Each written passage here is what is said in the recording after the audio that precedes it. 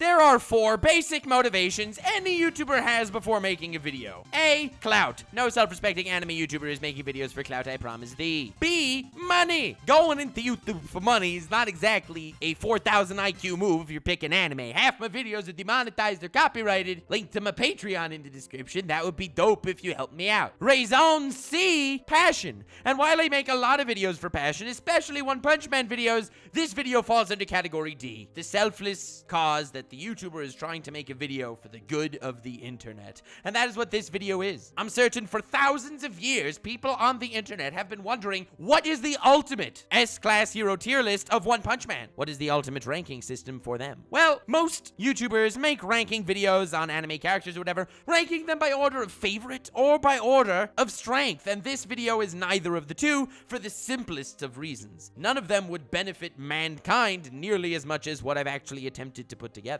I've harnessed all the forces at my disposal to make the ultimate tier list, ranking One Punch Man S-class heroes by their level of meme. By meme ability. Yes, this will totally become a thing on my channel, I guarantee thee. The reason why I'm not doing this in order of favorite is because, well, my favorite is different than yours, so you don't give a damn. And I'm here for the quality. And the reason why I'm not doing this in the order of strength is because looking at One Punch Man as an enclosed, capsulated universe, everything is in perspective based on the main character, Saitama. So since all the heroes and all the villains in One Punch Man are infinitely weaker than Saitama, well, technically, that makes them all even perspective-wise. So it would be a pretty lame video to rank them in order of strength, since their strength is basically meaningless. Well, either that or I'm just more in the mood to rank them by memes, and I think that that's far more important and a better use of all of our time. Also, instead of doing the normal tier list format, I thought it would be more interesting to rank them more conventionally, and the reason for that is simple. They are the S-class heroes. They're gonna be a whole tier list and be like, oh, I'm thinking about S-class. No, duh! They're not B-class heroes, they're S-class heroes. Conventional tier list, my butt. Starting off with the least memeable S-class hero, we have Drive Knight. Now, Drive Knight has one little personality quirk that was actually revealed to us in the anime. He's edgy. The guy just goes around, he fights monsters, he beats them, he interrogates them, he gets information. I mean, he's doing exactly what every hero should be doing, but they're not doing it because they're memesters. So, he is the lowest on the list purely due to the fact that he's actually doing his job. The audacity of this man. He's also walking on a very fine line. The fine line of edge, which is something that I'm gonna have to discuss at length on a different video because of the crazy importance edge has in our society, because we live in a society. Edgy became a term used to degrade things. Oh, this is bad. Why is it bad? Because it's edgy. Edgy is not an actual complaint, but somehow people think it is. So, there are many ways edgy can be used for the forces of good. For example, being so edgy or making fun of edgy. Satire edgy. My type of edgy. But the issue with satire edgy is people that don't understand it's satire thinks it's just bad edge,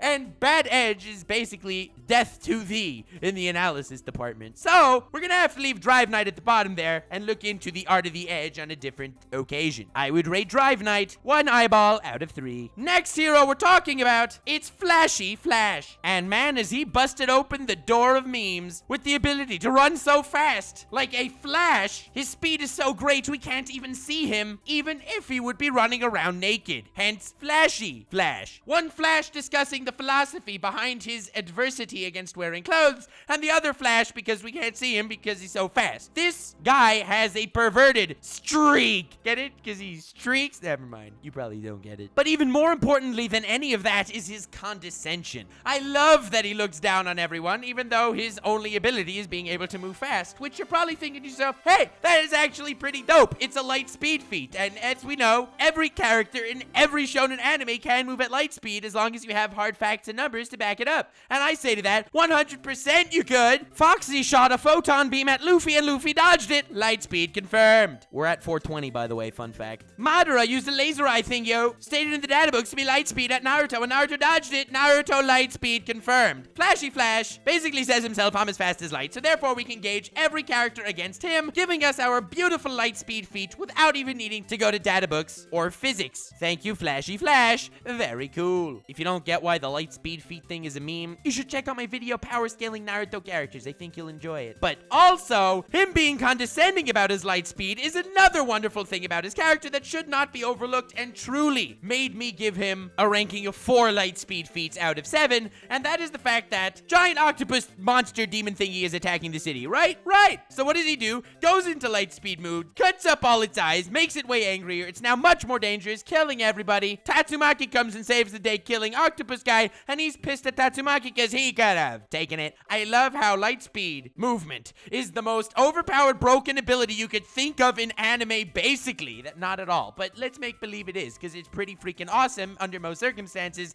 For Flashy Flash, it was utterly useless. It didn't even let him get into the top 10 S-rank heroes. But still, despite that, he is so condescending about that one ability that he has, even though in so many circumstances it's useless, it makes him think the world of himself. And you know, he thinks that seriously, because I said the world, not Zawardo. And the life lesson is all too apparent. Everyone has one ability, per se. One thing that they could do better than anyone else. But if they think of themselves as greater than everyone else because of that one thing they can do that truly can be used for good, it puts them below everyone else. It doesn't even allow them to reach the top 10 heroes of One Punch Man. It causes them to be a lower rank than Pig God, the opposite of light speed, and next on this list, easily garnering a score of 14 diabetes heart attacks out of 27. And as far as memes go, they write themselves around this guy. And when I say around this guy, I mean they kind of get drawn to him due to his own personal gravitational pull, because this guy's superpower is he just eats everything. I don't know if he's eaten everything and then somehow became immune to all toxins, because he's already eaten everything, but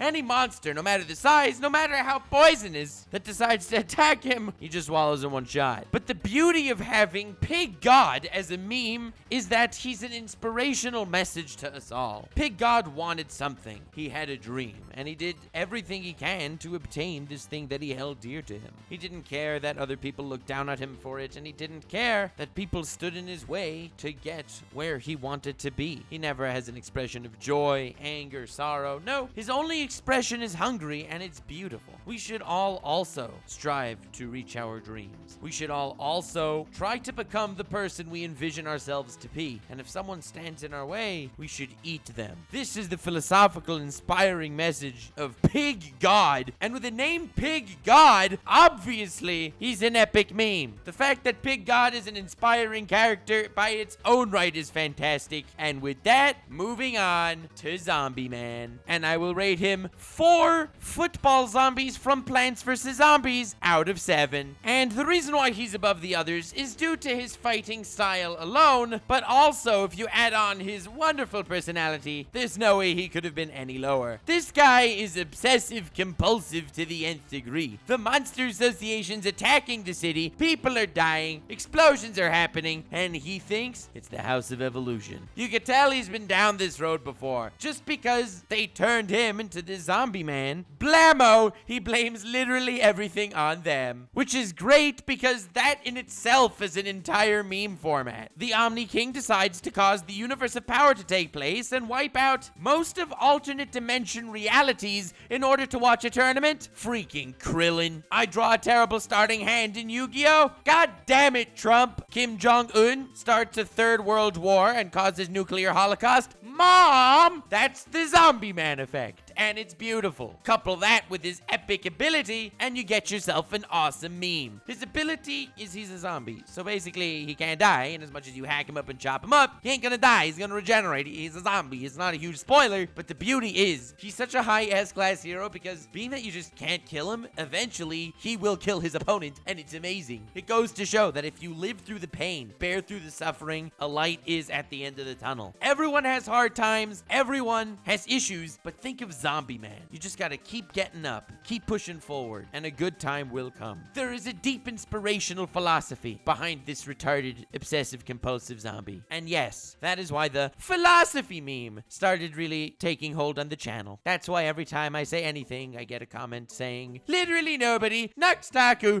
clearly you don't understand the super deep philosophy of Pig God eating poisonous Hydra monsters. And no, you don't, goddammit. But this is why Zombie Man is a wonderful meme, and I don't want to manga spoil what actually happens with him in his fights, but they're glorious and some of the greatest fights of all time. Next, we have Metal Knight, and he is quite the mad lad. What I like about Metal Knight is that he is literally the protagonist of any other anime. Think about it. Guy's a NEET, has no friends, stays holed up in his room playing video games. That's literally this guy, except the video game he's playing is sending giant death robots around killing enemy monsters and being a total about rescuing hostages, because in the end of the day, he has a higher chance of winning the game he's playing by not saving the hostage and letting the NPC die. This is how he views the world, and it's pretty sick because you can have an entire anime about this guy. He could be the evil mastermind in an MMORPG in a different show, and everyone would look up to him in awe. Oh, it's the legendary badass player that's winning everything. He's ruthless. He's like the devil in glasses. Pardon the Log Horizon reference. But I appreciate how all the qualities were taken of your quintessential normal badass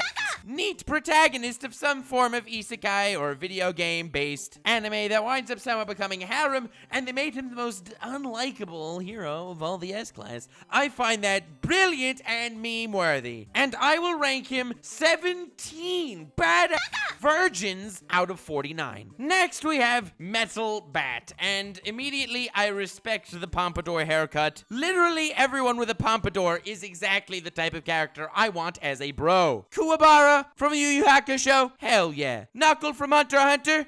Hell yeah. Josuke from JoJo's? Hell yeah. Give me that pompadour action. It's immediately the sign of a badass, and also a meme haircut because, well, I would insult it, but then my bro Josuke might not be so happy about that. I also love how the more damage the guy takes, the stronger he gets, which is like such an overdone power, but he does it so well because he doesn't like get new forms or output more energy. He just freaking gets pissed off and hits harder with his bat, which is the ultimate way to utilize this power. So once he gets attacked and he gets injured, he gets pissed and he gets strong and he goes into like rage mode, but he has a soft spot for his sister. If his sister's there, he ain't gonna fight nothing. His sister controls him. His sister has him by the balls. Not in the normal anime incesty type way, not at all. There's absolutely no incest between them, which is great, and his sister looks like a kid and actually is a kid, which is also dope. She's not secretly 47 and a psychic witch, which we're gonna be talking about soon. But by the fact that he's totally under the control of his little sister, it's freaking beautiful. I love it when anime does this. When anime gives supreme power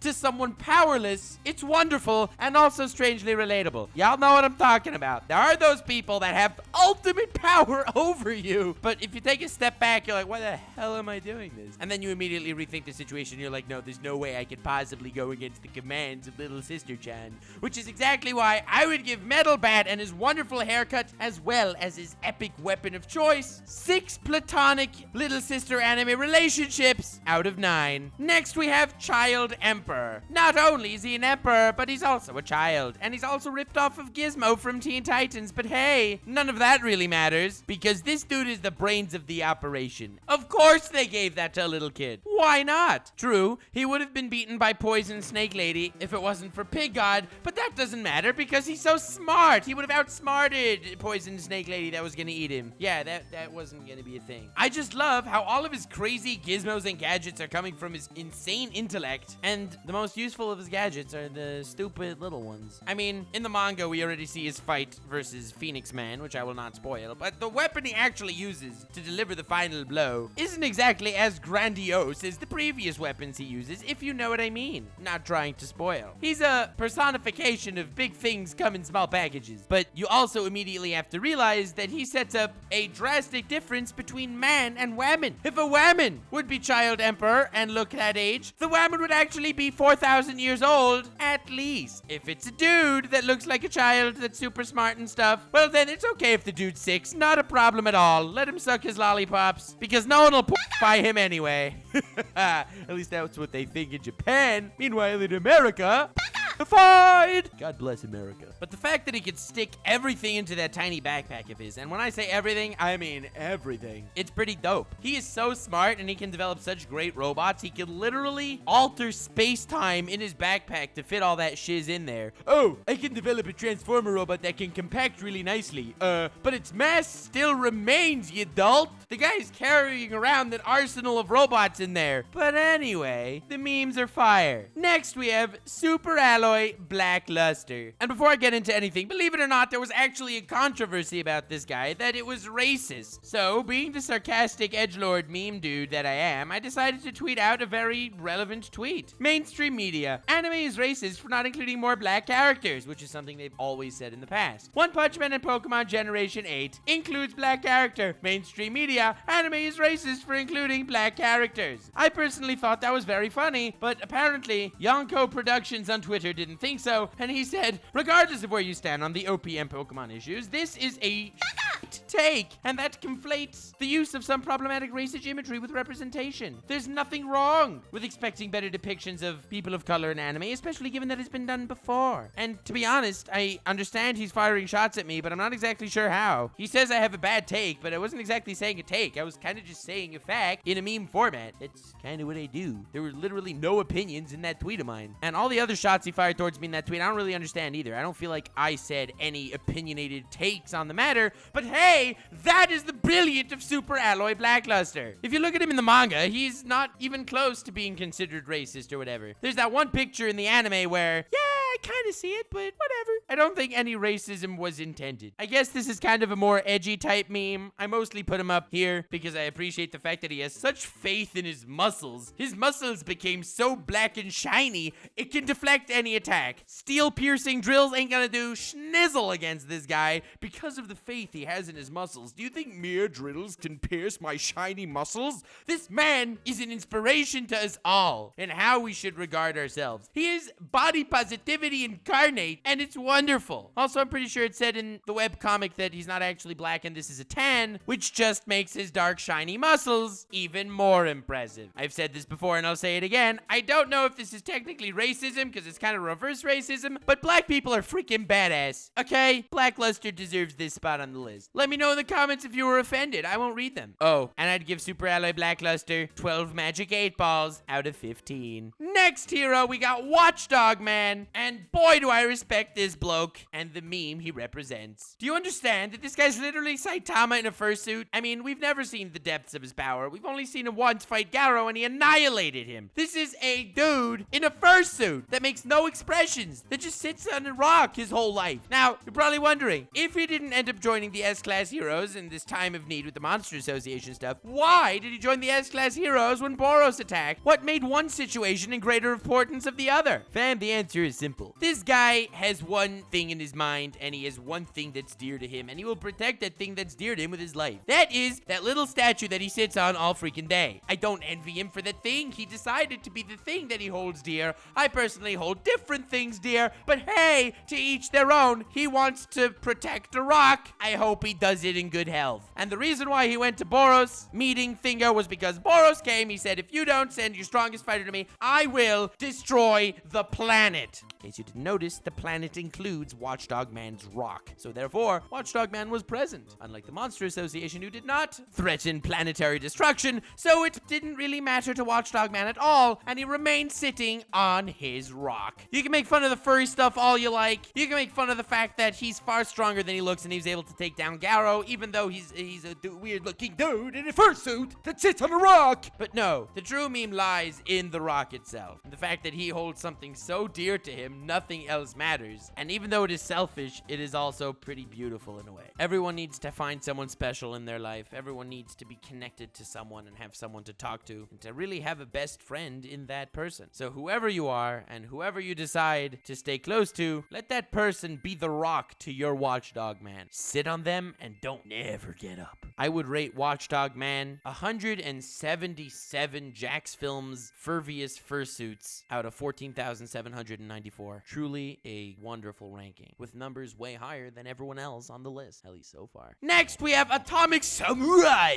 The dude cuts at the molecular level. I mean, he gets a lightning bolt thrown at him in the manga, and he freaking atomizes it. So with this incredible amount of power and speed, not to mention the fact that his sword is obviously the width of, let's less than an atom somehow. You'd think he'd be far more useful than he is. Not to mention that he always has a twig in his mouth, which goes to show he's either a snarky arse face or a bad arse. I'm scared to say the ASS word because my last video was demonetized, and I have a sneaking suspicion that it's because I said way too much. The meme that I find in this guy is that he prides himself on sensing the strength in others. So what does he do? He has the utmost respect for people like Bang, for example, and King. Yeah, that basically throws his whole sensory shtick out the window. I mean, the dude went to the other great sword masters to seek their help, and what a help they would have been. He was able to take one of them out after demonification in a split second, and that guy was gonna wipe out the other sword masters. The sword masters seem almost as useless as his students. Guy always walking around with 3 students behind him. Please, we all know those 3 students walking behind him are just purely there to make him look cool. I mean, let's be honest. If you had clout, you were powerful, and you had the ability to have a twig in your mouth at all times and still be respected, wouldn't you want 3 quote-unquote students to just walk behind you at all times being yes men? Of course you do. It's literally everyone's dream. And the reason why he chose 3 was obvious as well, because if you take an average of all of their idiosyncrasies,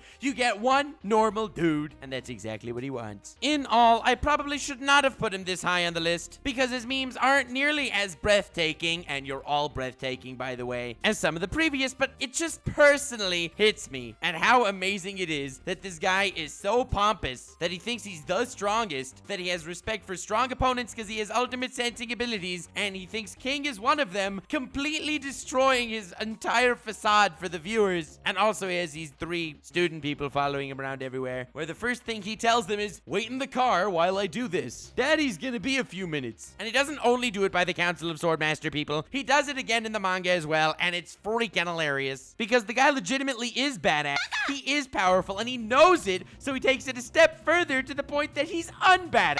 Which is exactly why I give him 6 mouth twigs out of 7. Next, Tanktop Master. You all knew he'd be high on this list because of his beautiful line in the manga that should have also been in the anime. In fact, it might have been, and I just missed it because I'm stupid. Where Moomin Rider was fighting off some monsters, and then he said to Moomin Rider, Moomin Rider, are you all right? You're not even wearing a tank top, which is truly beautiful words of wisdom. Because the tank top, as I've mentioned, represents community. He has a tank top society. He feels powerful because of his tank top, and Moomin Rider fought the monsters alone, without the backing of a group. That is what he meant when he told Moomin Rider, you're not even wearing a tank top. Tank Top Master is greatness because his entire name and fame is built around the tank top he garners. Think about it. Imagine someone calling himself Tight Jeans Master, or the Olympian of Sandals. No, you would not attribute your greatness to your articles of clothing, but Tank Top Master does. And that's the beauty of his meme. He's built like a truck, but that doesn't matter. He's not Muscle Master, mostly because Superalloy Darkshine already had that one taken. And he doesn't call himself Human Truck, which again is a pretty sick name, and dibs if no one had it yet. But he took Tank Top Master, the master of the Tank Top clan, and it's this clan that gives him strength. And then they all lose to Garo, which is also amazing. Definitely worthy of a Tank Top Twio out of 10. Next hero, Genos. Good old Genos. I freaking love him, by the way, and I think his meme is truly wonderful. You know, how the guy gets completely obliterated every time he enters a fight. How he is the leader, commander, and chief master of Saitama's harem, and most likely to be selected for best girl. No matter if he wins or loses any fight, he ends up annihilated, so the great Dr. Kusuno can rebuild him for the next fight, and he can be even stronger, so he can be destroyed again, so the great Dr. Kusuno can continue the cycle. It's glorious. It really amps up the suspense. I mean, we already knew that Saitama was going to beat everyone in one punch, but now we also need to know that Genos is going to get into a fight where he's going to be completely annihilated before Saitama beats him in one punch. Mosquito Ammon takes Genos apart, Saitama beats him in one punch. Carnage Kabuto takes Genos apart, Saitama beats him in one punch. Deep Sea King takes Genos apart, Saitama beats him in one punch. Goketsu takes Genos apart, Saitama beats him in one punch. Off screen. Yes, Saitama beating the opponent in one punch wasn't anticlimactic enough. We also need to get Genos annihilated in every fight. You know, to throw in that extra bit of unpredictability in there. But despite the fact that he's the so-called genius, genius at everything. He scored a perfect score that got him right into the S-rank heroes. He's respected. He's powerful. He's literally a top-tier dude, but he has absolutely zero foresight before getting into a fight. He has absolutely zero insight into Saitama, his master, who gets him to do for him just because he can. And he has zero hindsight, not realizing that he's gonna get destroyed every single time he gets into a battle. And it is exactly because Genos is so wonderful in everything, allegedly, that it makes it so amazing that he's so terrible at everything. So remember, fam, just because you're amazing at everything, you probably still suck. 6 revenge backstories that never get panned out of 7. Next hero, Blast, because we don't know who it is, and it's probably Moomin Rider, and Moomin Rider is one of the greatest memes ever because he can cycle while standing. Blast gets a solid 9 justice crashes out of 10. We're at the top 3, ladies and gentlemen. Number 3, Tornado or Tatsumaki, and she is a lolly, but she's also 28 years old. The ultimate combination. And she's also the tsundere of the story. Now, there's a massive best girl war going on between Tornado and Fubuki and some of the random monsters with tits that they face. And I mean, we all know best girl is Genos, but if I had to pick a second, mine would probably be Tatsumaki. I love the arrogance that we all as viewers know pans out to zilch in the face of the Punch Man, where her whole character is built up around her arrogance, and it again means absolutely nothing. It turns a character with such a feeling of purpose into such a quaint nothing. Not that anything was even done to her, but it's purely out of perspective. I find that all levels of hilarious, and as Giguk would say, I would rate her 13 petite milfs out of 17. Next, we got Puri-Puri Prisoner, and y'all know I love my prisoners. Okay, don't take that out of context. But this guy's great. In anime, you get lolly girls transforming into vehicles. You get demon slayer, soul eater people transforming into weapons. You got literally every sort of transformation under the sun. Now, some transformations aren't that obvious. Like, for example, Captain Levi in Attack on Titan is secretly an anthropomorphized Beyblade with the way he attacks his opponents. And it's wonderful. Well, Puri-Puri Prisoner is a very manly man. He's a man's man. He's every man's man. He loves all, and due to his ultimate love, nothing can affect him. He learns powers in the manga where he could just vibrate really quickly to destroy his opponents, where his hair becomes bristle-like armor, where he becomes true love. Puri-Puri Prisoner is an anthropomorphized toy, and he's beautiful. I'd rank him a solid 2 no homos out of 3. And finally, number 1, King. Y'all knew he was probably gonna be at the top. A true superhero with the hero name Orfreitu and the ability Run from Or. And I made an entire video on King. Link is in the description and at the end. I hope you enjoyed that video. I worked really hard on it, and I'm very proud of how it came out. Hit the like button if you enjoyed. Subscribe for more really important internet-saving ranking lists, as well as analysis and memes or whatever. Links in the description to my Twitter and Patreon. Please, please help, fam. All my videos are getting demonetized. I think I've been flagged by YouTube. It's very sad. Hit that bell for notifications. Have yourselves the most wonderful evening, and remember to watch my King video and stay weird, fam.